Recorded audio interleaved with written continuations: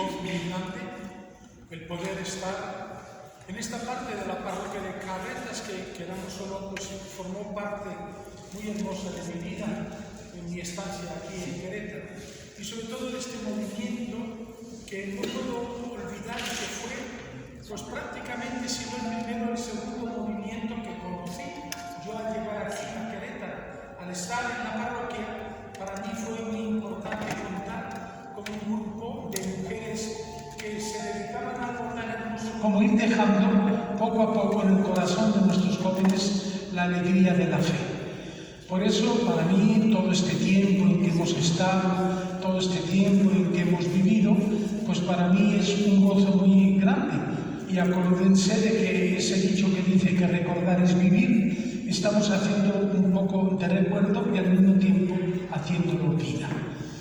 Pues bien, vamos a pedirle a nuestra Madre Santísima, y además hoy siendo sábado, y siendo Santo Domingo de Guzmán el gran difusor de lo que fue el Santo Rosario, por medio de una Ave María que nos ilumine a todos nosotros. Tal como están, así sentados, Dios te salve María, llena eres de gracia, el Señor está contigo.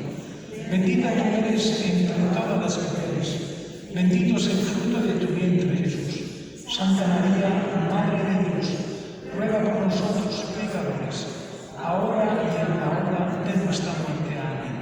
Gloria al Padre, al Hijo y al Espíritu Santo. Nuestra Señora del Perpetuo Socorro, ruega por nosotros.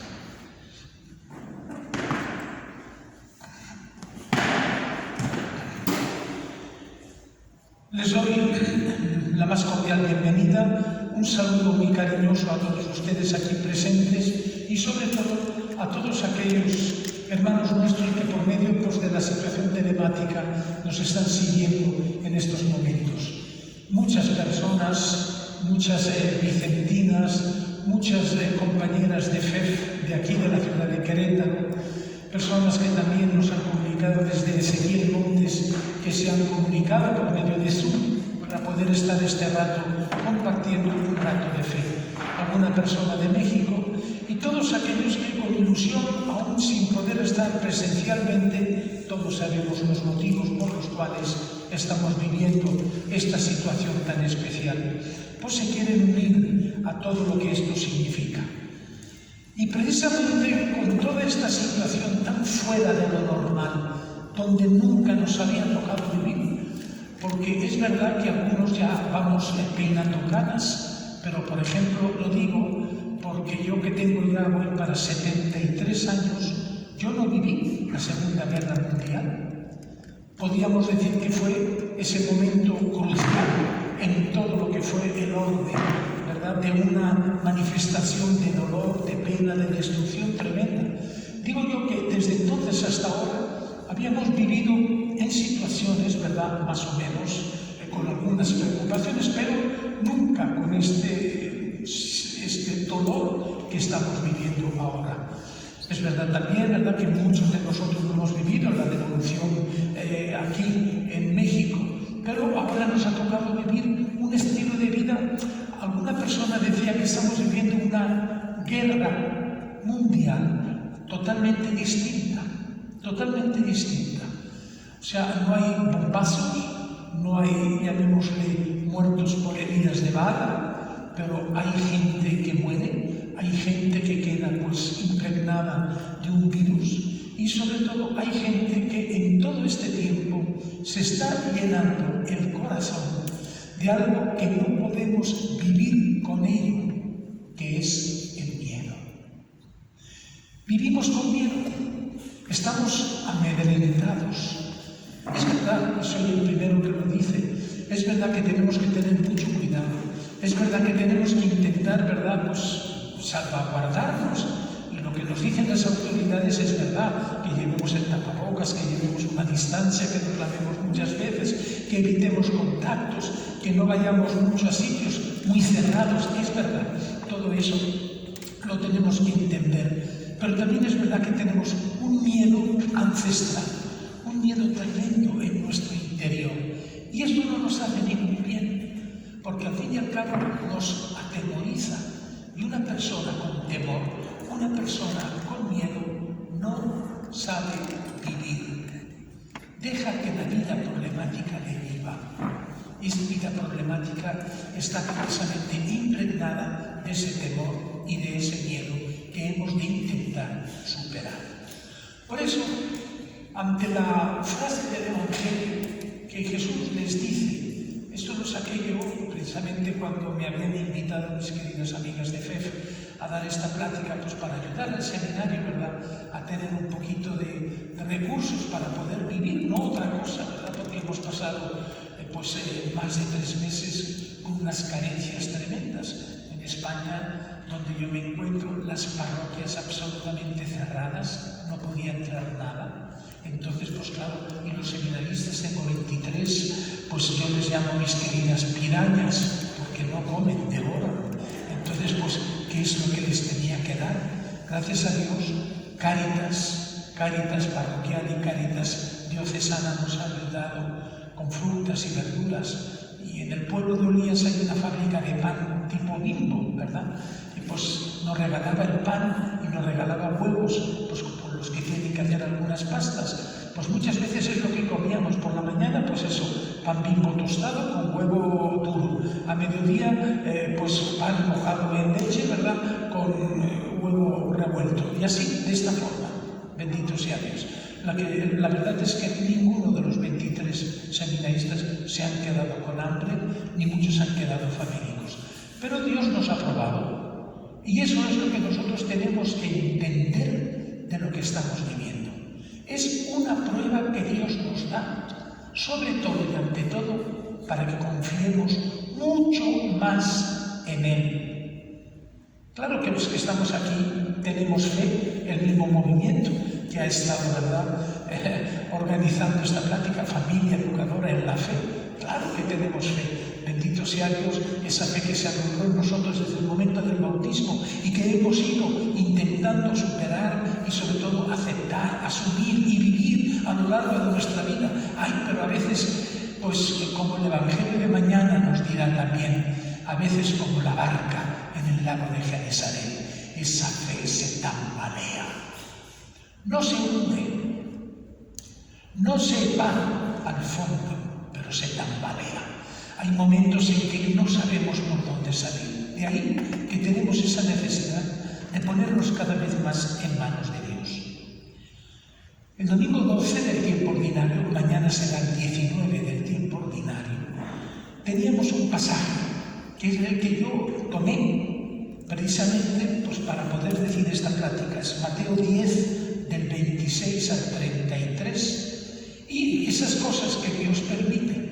Está también unido pues, con el Evangelio que mañana leeremos, de ese temor que tenían los apóstoles cuando se tambaleaba en el lago de Genesaret la barca. Y entonces el Señor tiene que volver a decirles también allí, no tengáis miedo. La misma frase que Juan Pablo II nos dijo, ¿verdad? No tengáis miedo. Yo estoy aquí, ¿verdad?, como dando a entender, el Señor está con vosotros, y el que está con vosotros, acuérdense lo que decía San Pablo, si yo estoy con ustedes, ¿quién contra ustedes? Bien, hay una frase de este Evangelio que es muy importante, dice así, no tengáis miedo a los hombres, no tengáis miedo a los que matan el cuerpo, pues vosotros hasta los cabellos de la cabeza tenéis contados. Por eso, no tengáis miedo. Es un versículo, 3 veces sale en este versículo. No tengáis miedo. San Mateo lo refuerza cada vez más para que tengamos en cuenta la situación en que todo cristiano tiene que vivir en todo momento. Hay que entender una cosa muy clara. Mateo era el evangelista más judío y el Evangelio de San Mateo se escribe sobre el año 60 de nuestra era.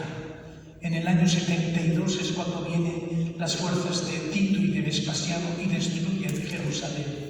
En aquel momento, ¿verdad?, los judíos habían expulsado de la sinagoga a los cristianos. La comunidad cristiana vivía con una preocupación muy grande. Eran un poco menos que apestados, no los quería nadie. Decían que era una secta judía que no era buena y que desde luego no valía merecía la pena ni apoyarlos.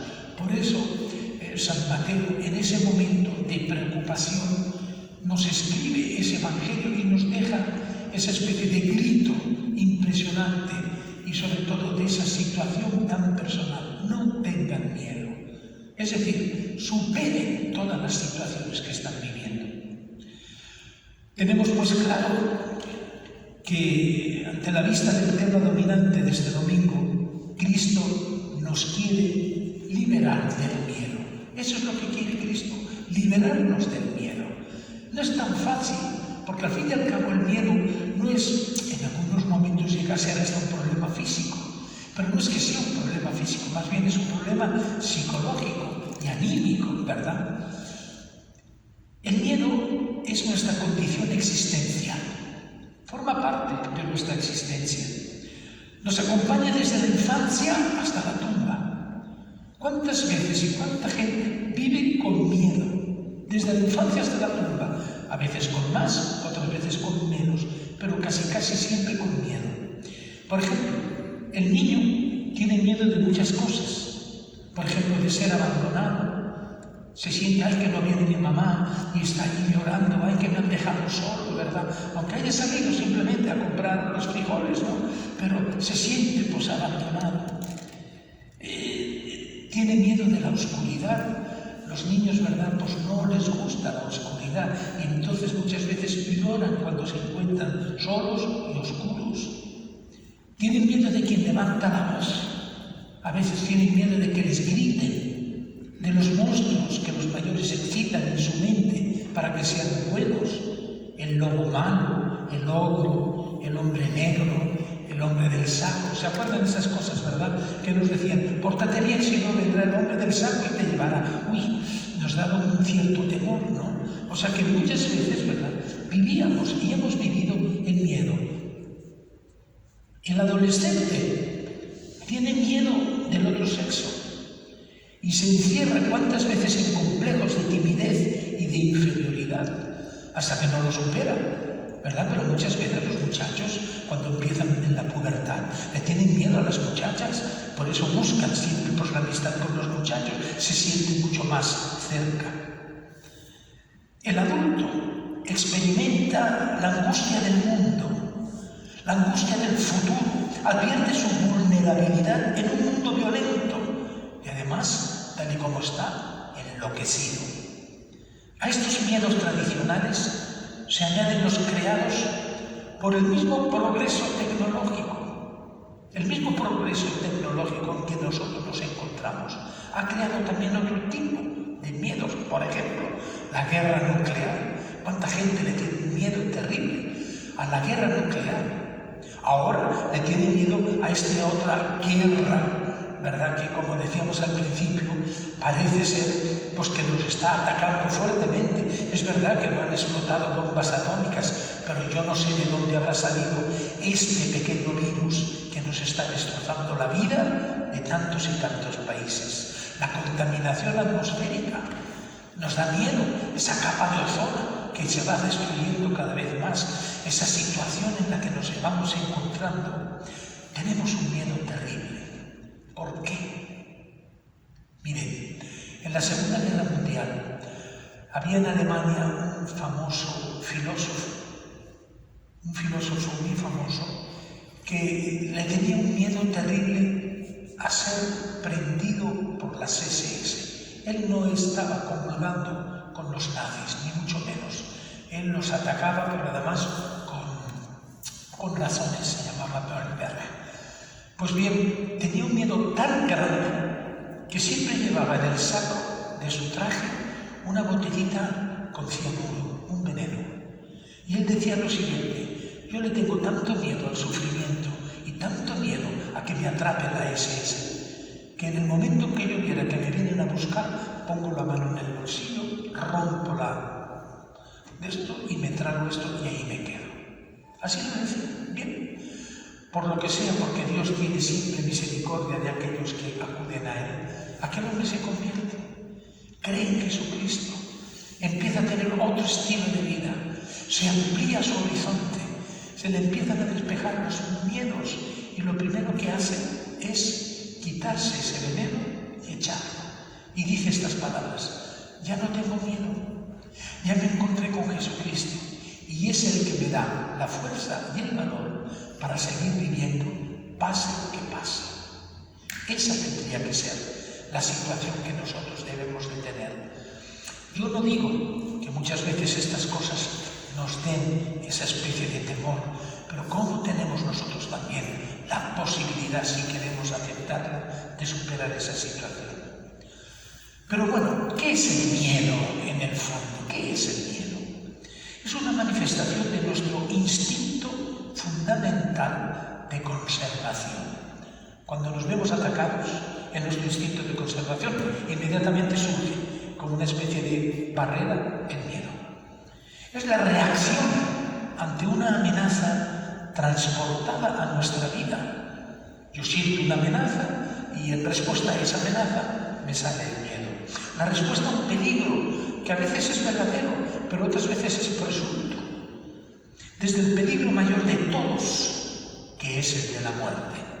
Le tenemos miedo a todo, pero sobre todo le tenemos un miedo a hacerlo, a la muerte, a los peligros concretos que amenazan o la tranquilidad o la seguridad física o nuestro mundo afectivo. ¿Me seguirá queriendo? ¿Tendré yo la oportunidad de saber que me quiere? Esa especie de miedo afectivo que a veces las mismas parejas se llevan. Ay, fíjate que tarda cada vez más en venir a casa. Cada vez será por algo en concreto. Ese miedo, ¿verdad? Habrá encontrado otra cosa por allá. ¿Cuántas veces esos miedos afectivos también atenazan nuestro ser? Según que se trate de peligros reales o imaginarios, se habla de miedos justificados o de miedos injustificados. Los hay de dos tipos, justificados e injustificados. Estos injustificados son también patológicos, son patologías. Estos últimos pueden asumir tonos de paroxismo y configurarse como fobias. Tales son, por ejemplo, la claustrofobia, el miedo a sentirse encerrado. Desde ahora, ¿cuánta gente ha estado padeciendo con tanto tiempo confinada en casa esa claustrofobia? Hombre, aquí la mayoría de ustedes tienen casas un poquito grandes, que tienen, aunque sea poquito, un poco de jardín. Pero, por ejemplo, en España, que la mayoría son departamentos y a veces pequeños, Dios mío, la gente ya no sabía qué hacer. No podía andar por los techos porque aún no ha llegado a esa situación, pero ya no podía. Tenía esa especie de claustrofobia tremenda. O, por ejemplo, la agorafobia o fobia del espacio. Hay gente que no puede soportar estar en una plaza con gente. Agorafobia, ¿no? Del ágora. ¿Se acuerdan la palabra griega ágora, que es el lugar de la plaza? Tales son, por ejemplo, digo, el miedo a enfermedades imaginarias. Por ejemplo, la necesidad neurótica de tenerlo todo controlado. Esto a mí me ha quitado pues, mi forma de pensar y mi forma de vivir. ¿Por qué? Porque yo lo tengo todo controlado. De modo que nada incontrolable, inesperado, no familiar y peligroso pueda sobrevenir. Pues cuando viene, ¡ay!, me da un pavor tremendo. Yo distinguiría además los miedos de otro modo. Al igual como las enfermedades, también los miedos pueden ser o bien agudos o bien crónicos. Los miedos agudos han sido establecidos por una situación de peligro extraordinario. Es decir, es un miedo que te viene no de golpe, no pensado, no meditado, sino, pues por ejemplo, sin darte cuenta, te viene una situación como un sismo, un terremoto, que te viene sin haberlo pensado y claro, te da un miedo terrible porque piensas que se te va a hundir la casa encima y te va a matar. Si yo estoy a punto de ser atropellado por un automóvil, por ejemplo, o comienzo a sentir temblar la tierra bajo los pies debido a un terremoto, esos son miedos agudos. Estas manifestaciones, tal como surgen espontáneamente y sin preaviso, Así también desaparecen con el cesar del peligro, dejando en todo caso un mal recuerdo. Cuando deja de temblar, queda uno tranquilo. Bueno, parece ser que ya ha pasado. Uy, qué mal rato he pasado. Pero ahí ha quedado, ¿verdad? No dependen de nosotros y son naturales. Más peligrosos son los miedos crónicos, de aquellos que te duran y a veces hasta toda la vida, los que viven con nosotros, que los llevamos encima desde el nacimiento o desde la infancia. Esos temores que a veces, claro, no decimos nada, pero cuando empezamos con algún problema y vamos al psicólogo o al psiquiatra, Dios mío, lo que había en ese interior y lo que sacamos. Los llevamos encima desde el nacimiento o desde la infancia, que crecen con nosotros, que llegan a ser parte de nuestro ser y a los que a veces llegamos hasta aficionarnos, hasta a sentir afecto por ellos y a no sé, dejar de vivir sin mi miedo. El miedo, incluso el crónico, no es un mal en sí mismo, no es un mal en sí mismo. Frecuentemente es la ocasión para dejar ver una valentía y una fuerza insospechadas. ¿Cuántas veces, verdad, ante un miedo, ante una invasión, no sé, ¿se acuerdan ustedes de aquella película, ¿no? Corazón Valiente, ¿no? De la invasión de los irlandeses por medio de los ingleses, ¿no? Eran pocos, sin armas ni nada, y ante un temor tremendo de que iban a ser masacrados, crece inmediatamente en ellos un deseo y ganan la batalla. Eso ha ocurrido más de una vez en muchos lugares, ¿no? Es decir, son esos miedos que saben superarse. Y es ocasión para dejar ver una valentía y una fuerza insospechadas. Solo quien conoce el miedo sabe qué es la intrepidez o la valentía. El que conoce el miedo. No piensen ustedes que cuando decimos nosotros, uy, qué valiente, es una persona que no tiene miedo. No, sino que la ha sabido superar, que no es lo mismo. Miedos pasamos todos, pero no tenemos que dejarnos llevar por el miedo, superar esa situación. Llega a ser verdaderamente un mal que consume y no deja vivir, cuando más que un estímulo para reaccionar o un resorte para la acción, llega a ser excusa para el desfallecimiento, algo que paraliza cuando se transforma en ansia. Ese es también el problema. Jesús ha dado un nombre a las ansias más comunes del hombre. ¿Cuáles son?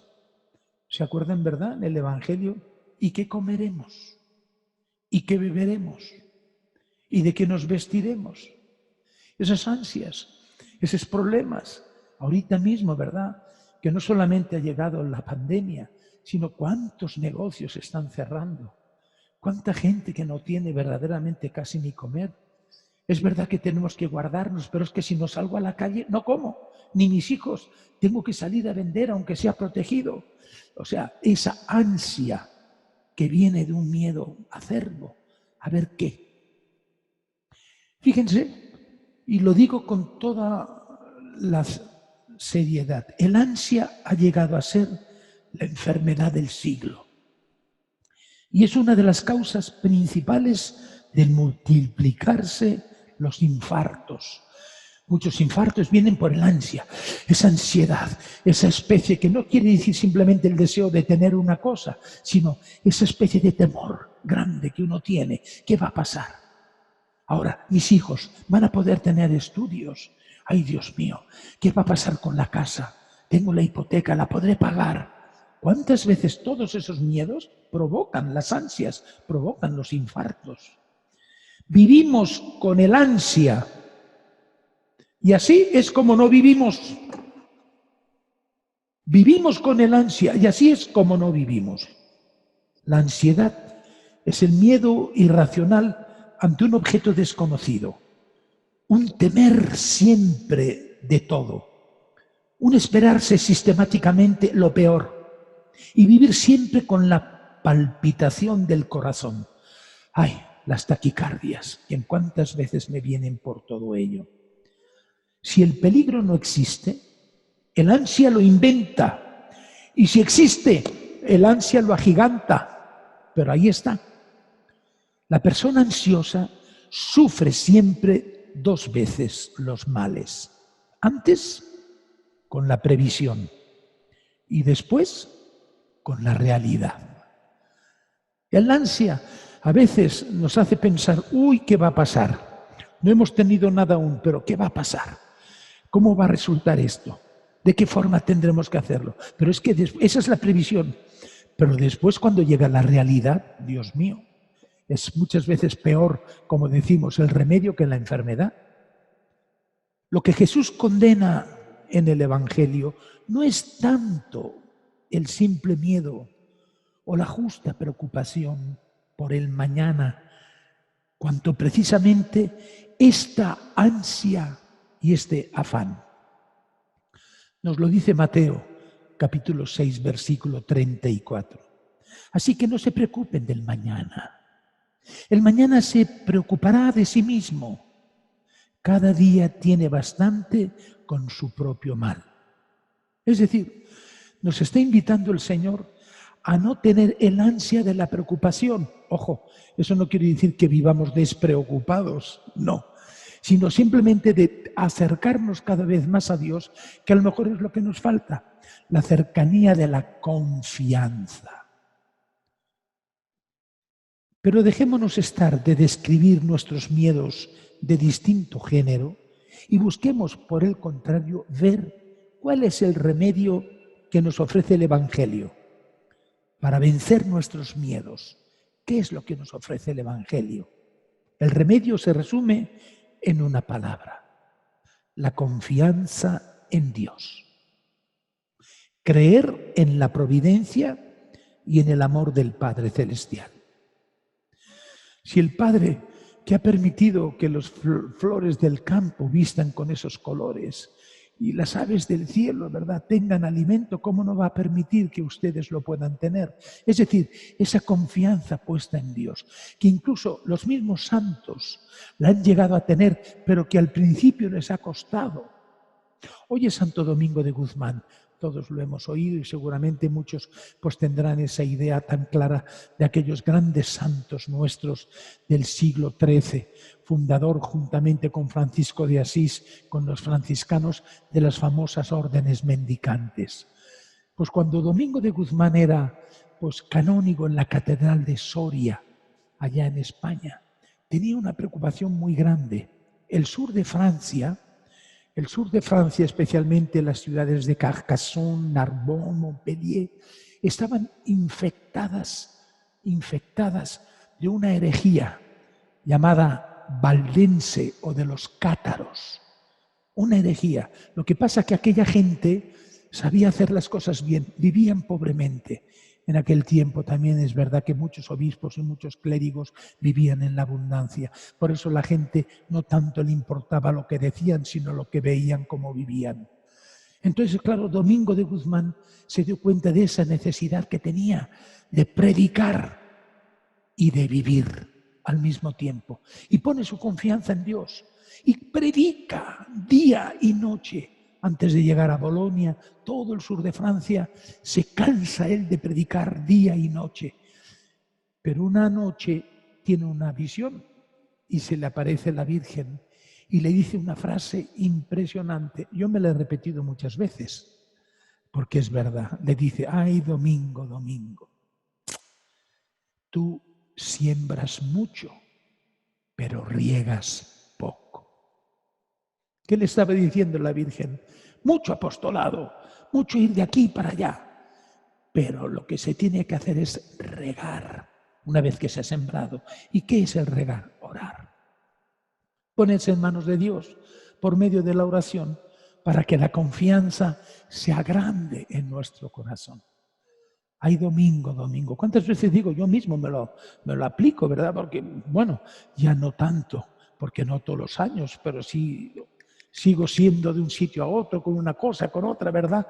Y entonces pues ya me llega pues muchas veces la idea de que, ay, Dios mío, ya no somos tanto de esta forma. Es más,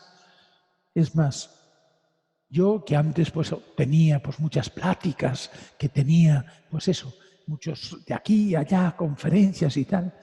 Una vez una monjita muy humilde de aquí de México, yo le preguntaba, oiga madre, ¿y por qué ustedes, pues teniendo la oportunidad de ser catequistas y tal cual, se dedican a lo más humilde, a lo más sencillo? Ay, padre, me decía, nosotras no estamos hechas para ser fachada, sino cimiento. Uf, aquello me pegó en toda la cresta. Porque a veces nos queremos hacer de fachada. Y acuérdense que las fachadas pueden ser muy bonitas, pero lo del Evangelio, cuando llega una riada, se caen cuando no tienen cimiento. Nosotros ya no somos fachada, somos cimiento. Y el cimiento es aquello que aguanta. El cimiento está hecho de trozos, que no importa si son buenos o son malos, se compactan y eso es lo que aguanta. Por eso, ese cimiento es lo que tenemos que ser nosotros. Y nos tiene que venir precisamente por eso, por medio de la oración que tiene que llegar a nosotros en ser una base de la confianza puesta en Dios, creer en la providencia y en el amor del Padre Celestial. La verdadera raíz de todos los miedos es volvernos a encontrar solos. Esa es la verdadera raíz de todos los miedos. No sabemos estar solos. Es verdad que muchas veces buscamos la soledad, pero miren, momentáneamente. El hombre es un animal social, esa es una de las definiciones de la persona humana. Por lo tanto, estamos hechos para vivir en sociedad. La primera es la familia, después está pues, el pueblo, la nación, lo que sea. Pero ese miedo a la soledad nos atenaza. Esto continúa siendo el miedo del niño, el de estar abandonado.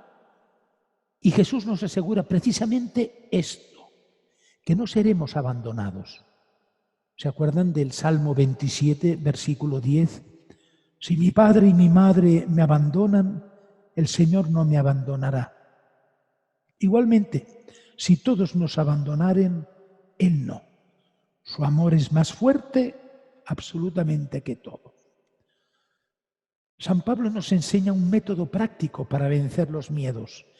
En la carta a los Romanos, él pasa revista a un cierto punto a todas las situaciones de peligro y las cosas que han amenazado hundirle en la vida. Pobre San Pablo, ¿cómo la pasó? No crean que haya sido un camino de rosas lo que el pobre vivió. Pero ¿qué nos dice en Romanos 8:35? ¿Quién nos separará del amor de Cristo? ¿La tribulación? ¿La angustia? ¿La persecución? ¿El hambre? ¿La desnudez? ¿Los peligros? ¿La espada? Todo eso lo pasó él y no le apartaron del amor de Cristo. Con cada una de estas palabras, él alude a un hecho real que le ha sucedido. Mira, por lo tanto, todas estas cosas a la luz de la gran certeza que tiene de que Dios le ama. Y por eso concluye triunfalmente en Romanos 8:37. Pero en todo esto salimos más que vencedores gracias a aquel que nos amó. Esa confianza puesta en alguien que sé que no me va a hacer sufrir más de lo que yo puedo soportar. Y que al fin y al cabo ese sufrimiento, ¿cuántas veces nos ha dado más gracia que todas las cosas buenas que hemos podido recibir? Nosotros estamos invitados a hacer lo mismo, a mirar nuestra vida presente y pasada, a tener a gala los miedos que se nos arraigan, las tristezas, las amenazas, los complejos, quizás hasta tal defecto físico o moral, que cuántas veces engrandecemos a fuerza de pensar en él y que nos impide aceptarnos y tener confianza en nosotros mismos. Por lo tanto, a exponerlo todo a la luz del pensamiento de que Dios nos ama tal como somos.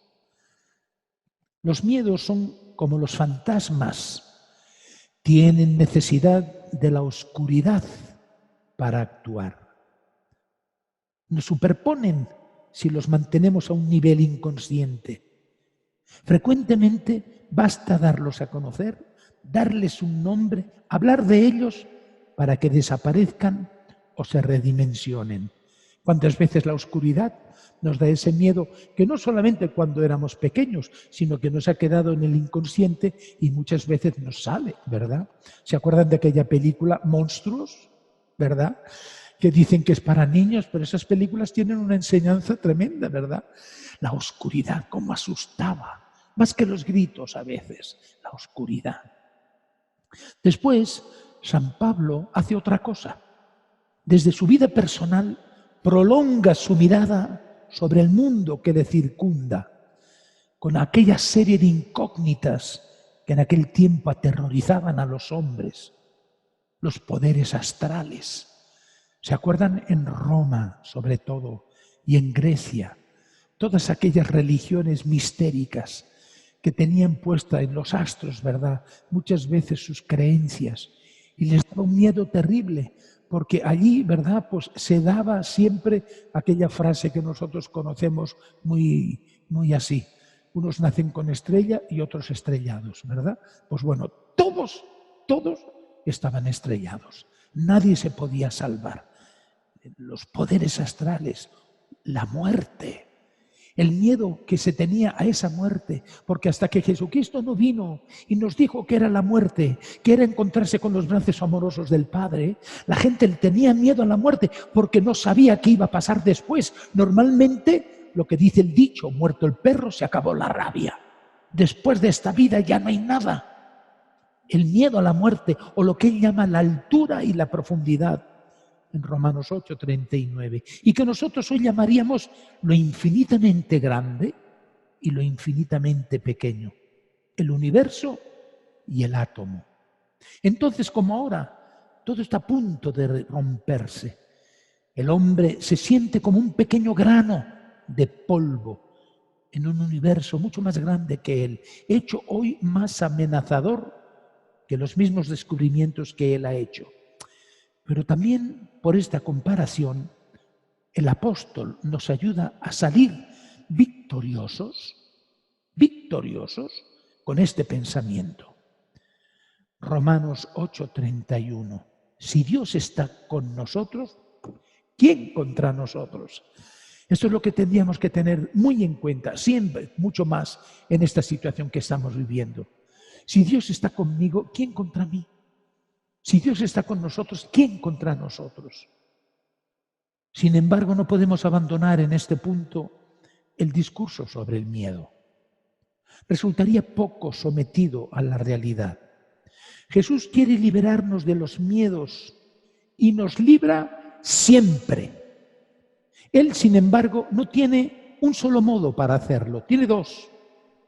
O nos quita el miedo del corazón, que es lo que muchas veces le pedimos al Señor, o nos ayuda a vivirlo de un modo nuevo, que es lo que normalmente nos tiene que pasar. Nosotros lo que queremos es que nos quite los miedos, las preocupaciones. Ay, Señor, por el amor de Dios, quítame esta enfermedad, quítame esto. Eso es lo que le podemos pedir, esto es lo que le pedimos. Y el Señor atiende, si nos conviene, Él nos lo dará. Pero lo más normal es que nos conceda el otro modo. Es decir, nos ayude a vivirlo de un modo nuevo, más libremente, haciendo de ello ocasión de gracia para nosotros y para los demás. Él mismo ha querido hacer la experiencia. En el huerto de los olivos está escrito: comenzó a sentir pavor y angustia. Marcos 14:33. Jesús como hombre también tuvo no solamente miedo, sino pavor, que es lo extremo del miedo. No sé si alguna vez habremos llegado a tener pavor. Miedo sí, seguro. Pavor.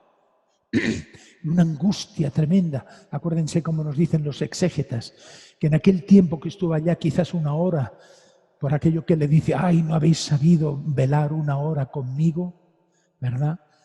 Pasó por su mente todos los pecados del mundo, de todos los hombres, de todas las épocas por las cuales Jesús iba a morir. Fue algo, una tensión tan grande, un dolor de cabeza tan intenso, que acuérdense, cuando Jesús suda sangre es porque los capilares de la cabeza le revientan. Y eso ocurre cuando hay una gran tensión, cuando hay un pavor. Hay gente que ha podido llegar a sentir ese pavor y, por ejemplo, una de las sensaciones que ha tenido y de lo que ha ocurrido es que se le han roto los capilares y se quedan calvos o se quedan canos. De un susto, de la noche a la mañana, mucha gente ha perdido la melanina del pelo y se han quedado con el pelo blanco, de un pavor tremendo que han podido pasar.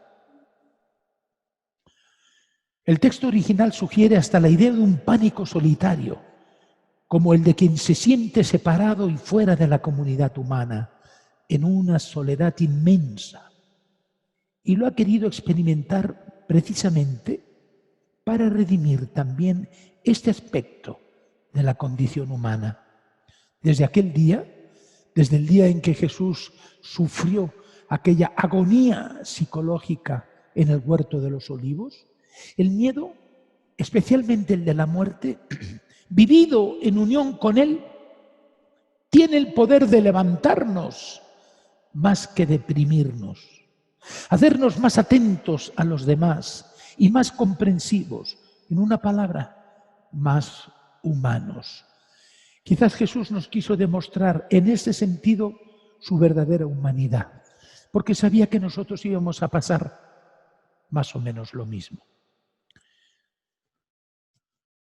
Miren, para que entendamos un poco, siempre a mí ya vayan, que me gustan mucho los ejemplos, porque a veces te quedas más con el ejemplo que toda la teología que podamos decir en alguna plática, ¿no? Georges Bernanos es un gran escritor francés, converso, católico. Y él tiene unas obras muy buenas. Y una de ellas, hermosísima, yo la acabo de releer, que se llama Diálogo de Carmelitas. Se la recomiendo, preciosa. Narra la historia auténtica, real, de 16 monjas carmelitas descalzas, caídas o asesinadas en tiempos de la Revolución Francesa, y el 4 de agosto de 1790 son asesinadas por las hordas de los sans-culottes, que llamaban, ¿verdad?, a los que estaban siguiendo la Revolución Francesa, y fueron después, posteriormente, beatificadas por San Pío X. Son beatas. Bien, entre ellas, en el drama había una hermana jovencísima, de familia noble. La madre, cuando ella nació, le dio a luz inmediatamente después de un terrible susto que la mamá tuvo. Y ella había crecido literalmente mezclada con el miedo. Toda su vida tuvo miedo. Haciéndose monja, ha querido, a propósito, también podía haber elegido otro nombrecito, ¿verdad? No. Para no olvidarse de la situación que estaba viviendo, tomó el nombre de Sor Blanca de la agonía de Jesús. Dios mío, tanto miedo, ¿verdad? Pues le puso como aquella hermana del convento de mis hermanas que pone, siempre ya tienen la costumbre de ponerse siempre un nombre, además ad hoc, ¿verdad? Sor María del Carmen del Cristo crucificado. Dios mío, le llamaban Sor Cristito, y ya, con eso ya vale, ¿no? Sí, porque ya demasiado. Bueno, pues a esta pobre Sor Blanca de la agonía de Jesús. Bien. Cuando las amenazas y las persecuciones de los revolucionarios se hacen cada vez más graves, antes de que vengan a arrestar a las hermanas, ella, aterrorizada, huye y se esconde en una casa. Sus hermanas en religión vienen a ser procesadas, condenadas y conducidas a la guillotina. Fue impresionante porque iba describiéndolo Bernanos, toda la folla, o sea, toda la gente, ¿verdad?, que iba gritando desesperadamente. Y aquellas pobres muchachas o mujeres, 16, ¿verdad?, empiezan a entonar el Veni Creator. Al principio no se oye nada, pero poco a poco la folia va callando y nada más se oye el Veni Creator que iban cantando las monjas en la carreta que les llegaba a la guillotina. A medida que cada uno va subiendo sobre el palco o escenario y sucumbe a la guillotina, la masa del coro se va haciendo más débil. Ya solamente quedan 2 voces, después una sola. A continuación, llegados a la penúltima estrofa, silencio. Cuando he aquí que en el silencio general se levanta una voz nítida, resoluta, casi infantil, en medio de la muchedumbre. Era Sor Blanca, de la agonía de Jesús, que en sí ha descubierto un nuevo valor. Se hace hacia adelante, sube sobre el palco cantando la última estrofa inacabada del Veni Creator, y asimismo presenta ella su cabeza a la guillotina. El miedo ha hecho su martirio todavía más puro. ¿Quién ha dicho que los valientes no tienen miedo? Este es un ejemplo clarísimo.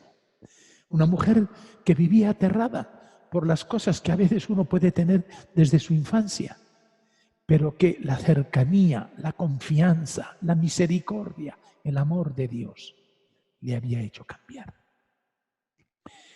Es como un animarnos a los que no obstante todos los esfuerzos no consiguen vencer el miedo. Miren, si San Francisco llamaba a la muerte hermana muerte, ¿se acuerdan? ¿Verdad? Hermano sol, hermana luna, hermana muerte. Podemos igualmente llamar hermano a este miedo redimido y decir: alabado seas, mi Señor, por el hermano miedo, porque ya no le tengo miedo, porque ya estoy en tus manos. Tú me vas a enviar lo que tú quieras, pero también me darás la fuerza para saberlo superar. Tanto más cuanto que para muchos es en verdad un hermano siamés. Ya saben cuáles son los hermanos siameses, ¿no? Aquellos que viven con uno toda la vida, con el que hemos de convivir todos juntos toda la vida.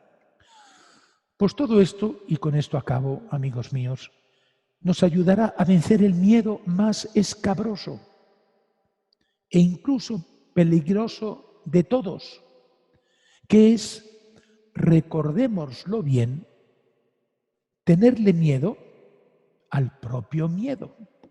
Ese es el peor de los miedos, tenerle miedo al propio miedo. Si estamos en manos de Dios, ¿quién podrá dudar de que Él nos ha creado para ser felices? La felicidad no viene simplemente sin los problemas, vendrá con todo aquello que Él nos quiera enviar, pero también con la fuerza para poderlo superar. Amén. Antes de acabar, quiero hablar de algo que en estos días se ha dado mucho. Yo he tenido muchos, ¿cómo diría yo?, funerales estos días. En España han muerto más de 40.000 gentes víctimas del COVID. El Estado dice 28.000, mentira, siempre van rebajando. Más de 40.000, gente de todo tipo, especialmente mayores, ¿verdad? Es verdad, mucha gente en las residencias de ancianos. Yo creo que lo han hecho adrede, con eso de que querían poner la ley de la eutanasia, ya la han acelerado en esto, pero bueno. Y muchas veces la gente está con ese dolor, con esa pena de la gente que se nos ha ido. Y no solamente en esta situación, sino cuando se nos muere alguien, aunque sea por edad, aunque sea por enfermedad o a veces por accidente, que son aquellos que resultan mucho más, fuertes, ¿no? Pues bien, si tenemos fe, entenderemos la palabra de Dios. ¿Por qué lo digo? Porque hay una palabra de Dios, y en este caso es el libro del Eclesiástico, sí, del Antiguo Testamento. Pero acuérdense que el libro del Eclesiástico está escrito 150 años antes, precisamente, de la llegada de Jesús.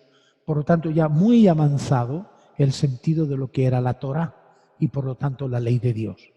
Y a mí me impresiona esta idea que tiene el Eclesiástico sobre cómo tenemos que ver el dolor y la muerte y saberlo superar en su momento. No nos podemos dedicar a vivir eternamente dolidos por aquellos que se nos han ido. No podemos. Perdón por la expresión que les voy a decir. El que se ha ido, adiós muy buenas. Nosotros seguimos y tenemos que ser consecuentes. Voy a leer, y es palabra de Dios, del versículo 18 al 25. Hijo mío, por el muerto derrama lágrimas, gime y entona el canto fúnebre. Dale sepultura según lo merece y no faltes a su funeral. Llora de dolor, guárdale luto y hazle el duelo que merece. 1 o 2 días para las lágrimas. Después, consuélate de la pena, pues la aflicción acarrea la muerte. ¿Cuánta gente está muerta en vida? Está viviendo del recuerdo. ¡Ay, pobre de mi marido que se me fue y me dejó aquí sola! Eso no es vivir. Eso no es vivir. Pues la aflicción acarrea la muerte y la pena interior desgarra las fuerzas. En la desgracia se prolonga la pena. La vida del pobre le aflige el corazón. No vuelvas a estar pensando en él. Desecha el recuerdo y acuérdate del fin. Recuerda su ley, que es la tuya. Él ayer, hoy tú. No sigas recordándolo, pues no tiene esperanza. A él no le aprovecha y a ti te perjudica. Cuando muere, cesa su memoria. Consuélate una vez que ha expirado. Parece duro, pero es la verdad. Lo que tenemos que hacer es simplemente poner a aquellos que se nos han ido en las manos de Dios. ¿En quién mejor? ¿En quién mejor? Y nosotros ser conscientes de lo que eso significa. La vida, pues como decía Santa Teresa de Jesús, es como una mala noche en una mala posada. Por lo tanto, quiere decir que por larga que se nos haga, por pesada que se nos haga, siempre llega a amanecer. Pues por lo tanto, aunque hayamos perdido seres queridos, tengamos esa pena, ese miedo de saber que podemos perder la vida, tener en cuenta que lo más importante es saber que, dice San Pablo, nacemos y morimos para el Señor Jesús. Ahora sí, gracias por su atención.